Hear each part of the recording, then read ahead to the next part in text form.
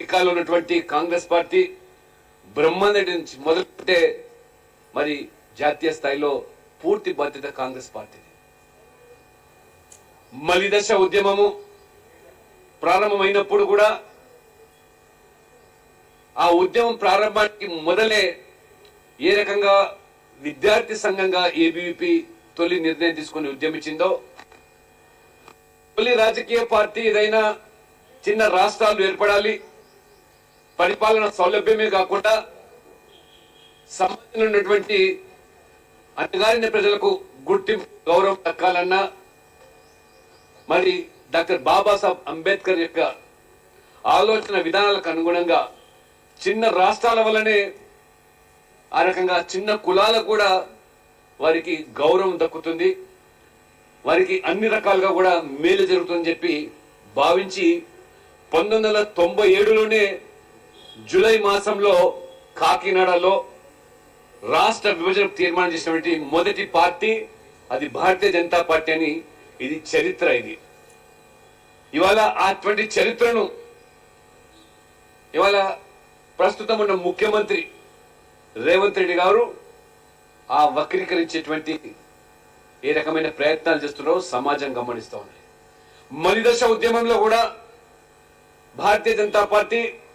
ఆ రోజు కేంద్రంలో ప్రధాన ప్రతిపక్షంగా ఉంటూ ఒకవైపు సుష్మా స్వరాజ్ గారు, మరోవైపు రాజ్యసభలో అరుణ్ జైట్లీ గారు, లాల్ కృష్ణ అద్వానీ గారు తెలంగాణలో రథయాత్ర, తెలంగాణ రాష్ట్ర ఏర్పాటు డిమాండ్తో ఆ రకమైన ఉద్యమానికి ఆ రోజు భారతీయ జనతా పార్టీ పోరు సలిపితే రాజకీయాలతో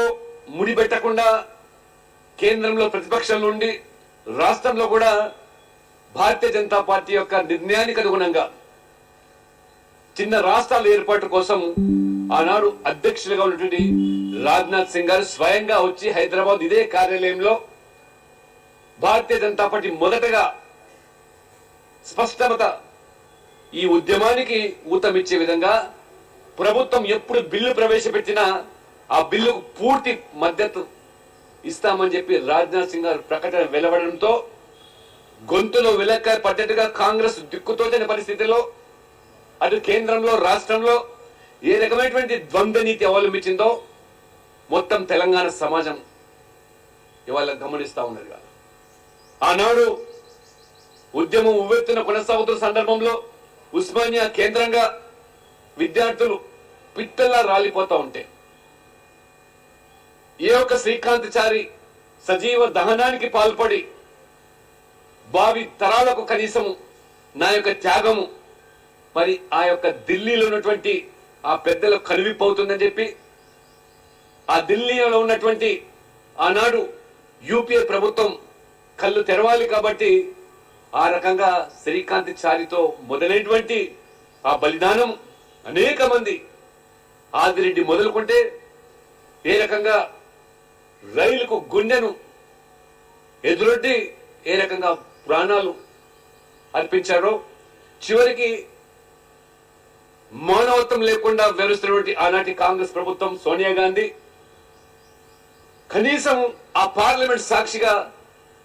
హైదరాబాద్ నుంచి బయలుదేరి రైల్లో ఉరివేసుకుంటేనైనా వారికి మానవత్వంతో స్పందిస్తారని చెప్పి ఏ రకమైనటువంటి ఉదంతాలు అటువంటి ఉద్యమం ఉవ్వెత్తున కొనసాగుతూ ఉంటే ఏ రకంగా ఆనాడు అధికారులు ఉన్నటువంటి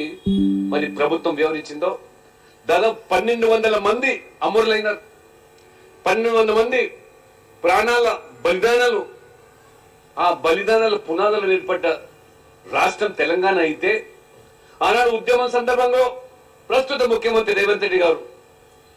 వారి పాత్ర ఏమిటో వారు ఆనాడు ఇదే సోనియా గాంధీని బలిదేవతగా అభివర్ణించినటువంటి రేవంత్ రెడ్డి గారు ఈనాడు అధికారాన్ని చేపట్టగానే ముఖ్యమంత్రి పదవి ఇవాళ బాధ్యతలు చేపట్టగానే ఇవాళ సోనియా గాంధీ మరి ఏ రకంగా ఇవాళ ఆ బలిదేవత ఇవాళ రేవంత్ రెడ్డి గారు భక్తులుగా మారినాడంటే ఇది మీది అవకాశవాద రాజకీయ కారణం నడుతున్నది. ఆనాడు 1969లో 370 మందికి ప్రాణాలకు బాధ్యులైనటువంటి కాంగ్రెస్ పార్టీ మలిదశ ఉద్యమంలో 1200 మంది చనిపోతే గాని, ఆహుతులైతే గాని, ఆత్మహత్య చేసుకుంటే గాని మీకు మనసు రానటువంటి మరి కాంగ్రెస్ పార్టీ సోనియా గాంధీ మొదటగా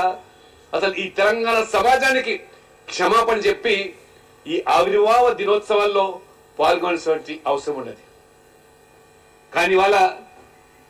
రేవంత్ రెడ్డి గారు ముఖ్యమంత్రిగా ఈ ఆవిర్భావ దినోత్సవాలను 10 సంవత్సరాల పండుగను కేవలం ఇవాళ ఒక రాజకీయ పార్టీ యొక్క వ్యవహారంగా, అధికార పార్టీ పండుగ జరుపుకుంటూ ఉద్యమకారులను,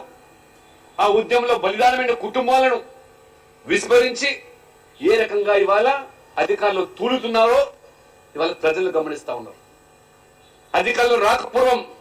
ఏ రకంగా ఆనాడు కేసీఆర్ గారు, బిఆర్ఎస్ ప్రభుత్వం కూడా, టిఆర్ఎస్ ప్రభుత్వం కూడా ఉద్యమకాలను విస్మరించి కళాకారులను లేదా సాహితీవేత్తలను, కవులను, ఉద్యోగులను, విద్యార్థులను విస్మరించి 1200 మంది ఆ రోజు బలిదానం అయితే మీకు లెక్కలు దొరకలేదు. కేవలం 585 మంది మాత్రమే గుర్తించి వాళ్ళకు మాత్రమే మరి ఆనాటి కేసీఆర్ ప్రభుత్వము ఏ రకంగా ఆ రోజు వాళ్ళకు మాత్రమే మీరు ఉద్యోగం కానీ గౌరవం కానీ కల్పించారో, ఇవాళ ఈ ప్రస్తుత ముఖ్యమంత్రి గారికి ఒక ముఖ్య సలహాదారుగా వెలుస్తున్న కోదండరాం గారు ఇవాళ నువ్వు ఒకసారి ఆత్మవిమర్శనం చేసుకోవాల్సి వస్తుంది. ఎందుకు ఇవాళ మనసు చంపుకొని వాళ్ళ కోదండరాం గారు ఆనాడు